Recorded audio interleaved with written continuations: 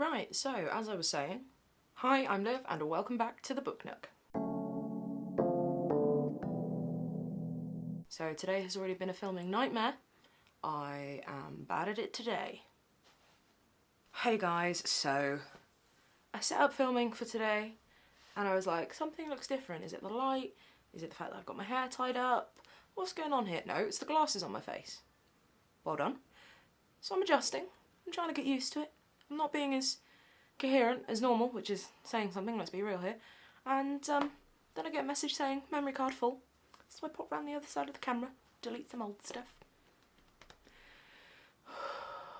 Deleted everything I'd already filmed, hadn't I? And okay, it wasn't great, but it was something. So far, filming with glasses, not going well. Not going well. Great. And I was really excited about the fact that it's jumper weather. So I was like, yeah, I'll wear a jumper. Because it's cold now. It's starting to get chilly in the house. But I've now been sat in front of this light for so long. And the windows are shut because it's so windy. That I'm starting to overheat. But moving on, let's just have some more coffee and shake it off. It's fine. It's fine. It's fine. It's totally fine. I'm also very aware that it may be quite annoying that the light is glinting off my glasses, and if I go over here, I look like a crazy robot person with square pupils. But can't help that. Might try and figure out something else going forward, but for today, this is what's happening. Oh, you can tell I haven't filmed in over a week, can't you? I'm rusty. So today's video is my 5-star predictions tag video, as started by the lovely Mercedes over at Mercy's Bookish Musings. Every time I'd done that in the footage that I deleted, it had come out as Musings. Mercy's. You know what, Mercedes, if you ever fancy a rebrand, feel free to go with Mercy's Bookish Musings. I feel like it's got a nice ring to it, and apparently I can say it really well. So it is a tag video where you essentially pick a load of books that you think are going to be 5-star books. Books that you're going to love, books that will be... Now I think I've had this conversation before, I don't necessarily go by star ratings strictly, and part of the problem for that is Goodreads. Now, I don't know about you guys, but I use Goodreads to track my reading progress, just to keep an idea of how long it's taking me to read certain books. It's a good way of counting how many books you've read throughout the year. But the frustrating thing is it doesn't do half-star ratings. So a lot of the time, the books on my Goodreads that are 3 stars are actually either 2.5 or 3.5 stars, and I always just go for 3 as that happy medium that just means like, yeah, it was okay, but there's often a bit of fluctuation either side of it. There aren't many 5-star book reviews on my Goodreads, and there aren't many 5-star book reviews in general in my life, and I tend to go through every now and again and sort of just review all my ratings and think, does that still hold true to me when I think back on them? Does that still feel like a 5-star book? Is it still one that I will rave about to people till the cows come home? Don't know why cows are here. They should go home. But I'll bring them home. By the raving. So essentially these are some books that I think are going to be 5 stars or my equivalent to 5-star ratings, which is a 5-star. It's so Monday, isn't it? It's what it is. It's Monday. It's my day off. But it's still very Monday. So I spent a couple of hours this morning just standing in front of my bookshelves, freaking out, having a little look at them, thinking, oh god, what are the rules for this? Do they have to be new books, unpublished, published, fiction, non-fiction? And then I thought, well, again, there are no rules. And also live a little. So I've picked 7. Did I just say that? I've picked 7 books. I've got a little bit of a mix of, I've got 2 non-fiction and the rest are fiction. A couple of them are new books, a couple of them are books that aren't published yet. Yeah, so let's get stuck in. So the first one that I'm very much hoping is going to be a 5-star read is Night Waking by Sarah Moss. Now, I've not read much Sarah Moss at all. In fact, I've only read one of her books, and that was The Tidal Zone, and I absolutely loved that. Her style of writing is very much my kind of writing. You've got this sort of just simmering all the way through. And I have read little bits of her non-fiction. I cannot for the life of me remember which non-fiction book of hers I've got on my shelf here somewhere. And I'm not going to start looking because that'll take an hour. But I've got one of her non-fiction books on my shelf. I think, has she only got one? Or has she got 2? I don't know.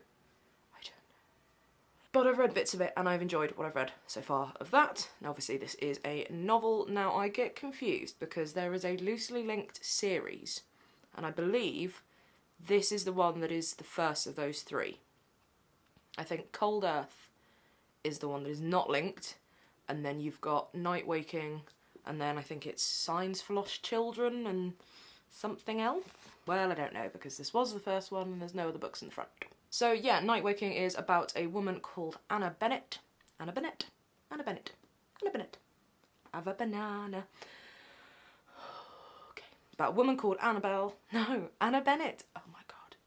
It's about a woman called Anna Bennett who hasn't slept in 2 months, hence the Night Waking. And she's living on a Hebridean island because her husband is studying the puffins, and I love me some puffins. But then her son discovers a baby skeleton in the garden, and she ends up sort of investigating that instead of writing her book. And she's a historian, yes, historian, and she's been struggling to write her book. And then her son finds this skeleton. So I've heard a few reviews about this, mostly good things, but I'm hoping that for me, with my kind of tastes, that it's going to be a 5-star review, so we shall see. So that's the first one. Now the next one is one that is not actually published yet. It's coming out in November of this year, but I'm very lucky enough to have a proof from Bloomsbury, and that is Jesmyn Ward's Sing, Unburied, Sing. Now I hauled this one a little while back, and it just seems to me to have the right sort of balance of, I say balance, it just seems like it's going to be very dark, and I like that. But it's about Jojo, who's 13 years old, trying to understand what it means to be a man. His mother is in constant conflict with herself and those around her. She is black and her children's father is white.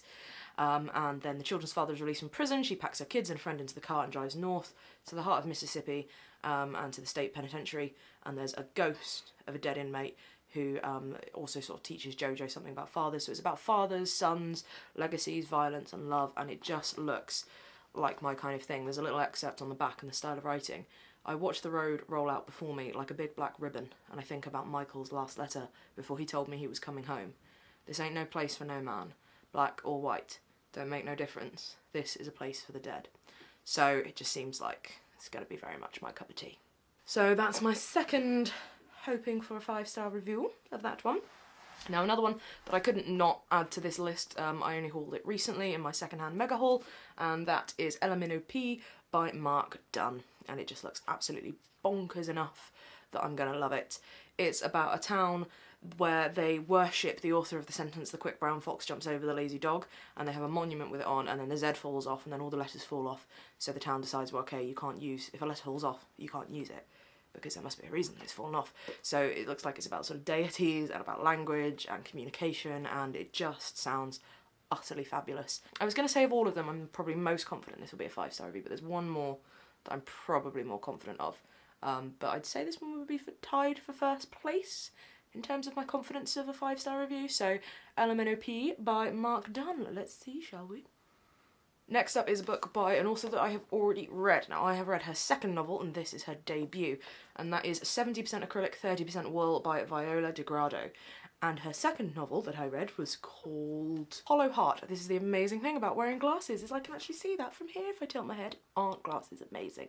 Isn't seeing great? So this book is about Leeds, England. It has been winter for so long, nobody's old enough to remember what came before. At least it seems that way to Camellia, a young Italian woman who inhabits that wintry wasteland with her mother, once a renowned flautist, now mute depressive. For some years now, since the death of her husband in a freak accident, Camelia's mother no longer speaks, and the two women communicate in a wordless language of their own invention. Then Camellia meets Wen. Wen is a local shop owner who's fallen for Camellia. In an effort to woo her, he begins to teach her Chinese. Through this new language of signs and subtle variations, Camellia will learn to see the world anew, and in it, a chance for renewal.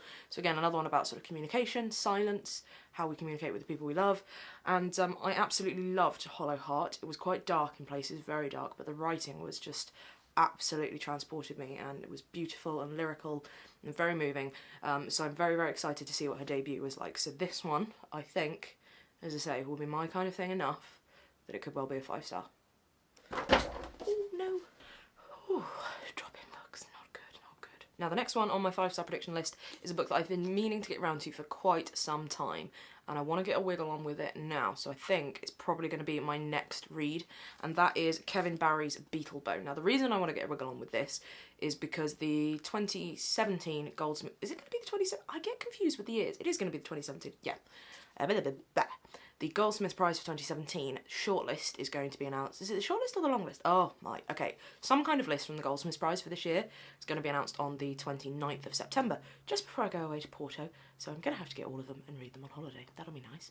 And I'm a big fan of the Goldsmith shortlist. Now, I did go to Goldsmiths, that's disclosure, but I went there after the very first Goldsmith. Actually, did I go there? So I went there after the inaugural Goldsmith Prize, which was, of course, won by Amy McBride with Girl is a Half-Formed Thing, which I read when I was on my undergrad course in Greenwich, neighbouring Greenwich, and I absolutely loved that book. And then How to Be Both by Ali Smith won it, and I absolutely loved that book. Then this one won it, and I somehow missed getting around to reading it. And then last year it was Solar Bones by Mike McCormack, which you guys will know I just fell absolutely head over heels for. So I want to have read all of the winners, and this is the last one to do. And that's the good thing about falling in love with a prize that's still relatively new, is it's a good one to kind of keep up to date with. If I wanted to read all the Man Booker winners, I mean, why would you? Some of them look... you'd probably need, you know, a good year of just reading that. How old's Man Booker? I don't know. I don't care. But yeah, the Goldsmiths Prize I love because it champions new and fresh and exciting fiction, and I've heard a lot about this one. I would say this isn't the one that I'm most confident on being a 5-star review, if I'm honest. I think the only reason I'm as confident as I am, enough for it to be in this video, is because it's a Goldsmiths Prize winner, and I have loved all of the Goldsmiths Prize winners so far. They've all been 5 stars for me. So it's a book that I've heard lots of descriptions about, and it has stuff to do with John Lennon and an island. John owns a tiny island off the west coast of Ireland. Maybe it is there that he can at last outrun the shadows of his past. The tale of a wild journey into the world and a wild journey within, Beetlebone is a mystery box of a novel. It's a portrait of an artist at a time of creative strife. It is also a sad and harrowing comedy from one of the It is also a sad and beautiful comedy from one of the most gifted stylists writing today. So yeah, and just look at these end papers as well. See, this is how much I meant to get around to reading this. I got the hardback when it was on the short list, so it's before it even won. So yeah, that one is actually going to be my next read, I think, because yes, I wanted to read it. So then the next one on my 5-star prediction list is the one that I am most confident will probably be a 5-star read. Now, okay, well, let's just show you what the book is and it probably won't be a surprise. And that's The Diary of a Bookseller by Shaun, Bythell, which I only hauled very recently. Probably quite obviously, the reason I'm pretty sure it's going to be a 5-star review is that I'm a bookseller as well. And it's going to give me a glimpse into the world of a slightly different kind of bookseller, an indie bookshop. But it just looks absolutely hilarious. So yeah, I don't know whether that's like really, I don't know the word for what I mean. Self-involved? Maybe? I don't know. But I'm just pretty sure that it's going to echo enough of my life that it's going to make me laugh all the time, and it's going to make me nod along, but then it will have that twist on it where I'm not so familiar with it, that it's just going to be really sort of heartwarming. So yeah, Diary of a Bookseller by Shaun Bythell, I'm pretty sure it's going to be a 5-star review. It's out on, I don't know actually, this is a finished copy so it won't tell me the date on it. It's out soon. Is it this month or next month? But just in time for Christmas. Then the last one on my 5-star book review prediction tag thing, mangling it all, is a non-fiction book that I've heard so much about, and I've had this copy on my shelf for ages. I was sent a proof by the publisher before I started filming for BookShoot, I think, and I've just never got around to it, and that is The Fact of a Body by Alexandria Marzano-Lesnevich. Sorry, that's probably wrong. The Fact of a Body, it's a true crime story about a woman, Alexandria, you know, the woman who, yeah, because that's clearly got her name on it, hasn't it? Alexandria is, she begins a summer job at a law firm in Louisiana working on the retrial defence of a death row convicted murderer and child molester. She thinks her position is clear. The child of 2 lawyers, she is staunchly anti-death penalty, but the moment Ricky's face flashes on the screen and she reviews old tapes, the moment she hears him speak of his crime, she's overcome with the feeling of wanting him to die. Shocked by her reaction, she digs deeper and deeper into the case, realising that despite their vastly different circumstances, something in his story is unsettlingly, uncannily familiar. And I've heard so many people raving about this one, and I like me a bit of true crime. Like everybody else, I was absolutely hooked on Making a Murderer on Netflix. I have not yet listened to any of either series of Serial, bad podcast listener that I am, so this one I'm pretty sure is going to be a 5-star review. So yeah, so that is 7 books. That is a stack of 7 books, or those are 7 books that I am hopeful are going to be 5-star reviews. I feel like in the course of doing this video I've become less confident about some of them. Is that other people's experience as well? See, now I'm looking around the room and I'm like, I want to do more. I want to predict more. So those are my 5-star predictions tag books. So it's a TBR. Now what I'm going to do is, because I don't do too well with TBRs, I get a bit freaked out by them. I'm not going to say, like, these are the next 7 books I'm going to read. They're just not going to be. I am going to read Beetlebone next. I'm going to start that this afternoon. But I'm not going to try and read them all the next 7 books, because I don't do well with TBRs. They freak me out. What I am going to do is I will keep them in a stack there, take them from that stack probably in between other books, and so the wrap-up for that, the 5-star prediction wrap-up, probably won't be for a little while. So, fair warning. I do want to read them all before the year is out. That's something that I do want to do. I don't want to be leaving a tag video hanging over into a new year. That just seems madness to me. So, but I have got to get a wiggle on in general with my reading, because I set my target at 150 books after I hit 100, and I am now only on like 107. And that was like 6 weeks ago I hit 100. So my reading has been a lot slower recently. I don't know what it is. I don't know whether it's the book group readings that I've had to do. So I had to do Northern Lights and All the Light We Cannot See, which I will mention in a wrap-up.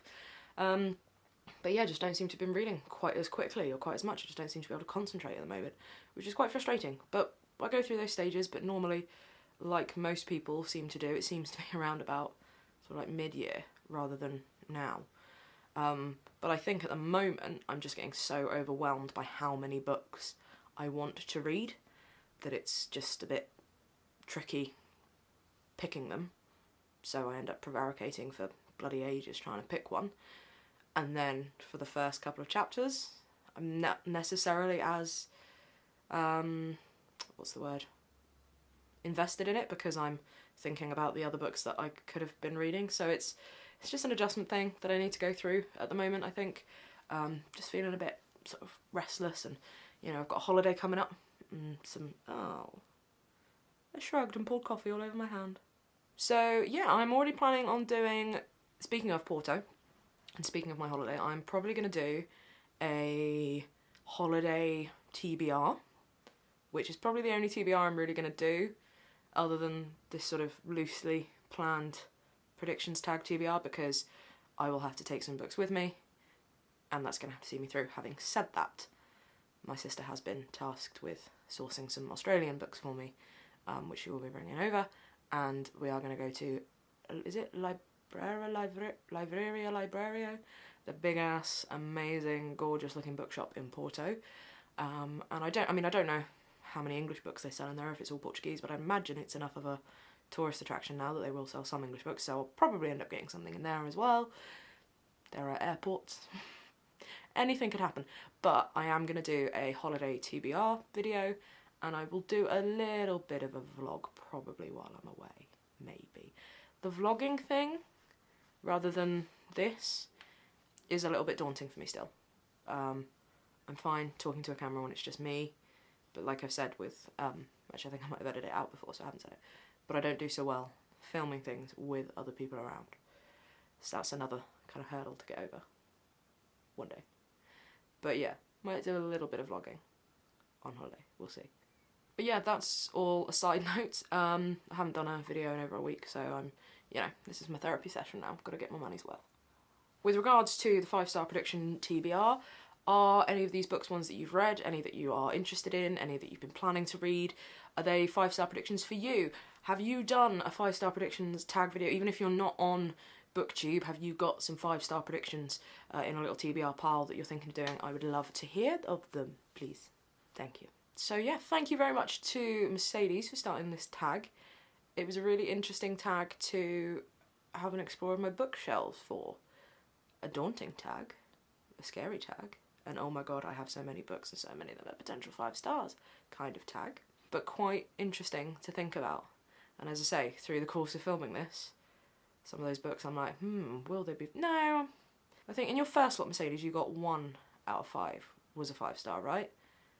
So if I can get 2 out of 7, I'll be happy. Maybe no, I won't be happy. I'll be miserable that I've got myself so wrong. No, I'll be fine. I'll be fine. I'd hope for 50% to be right.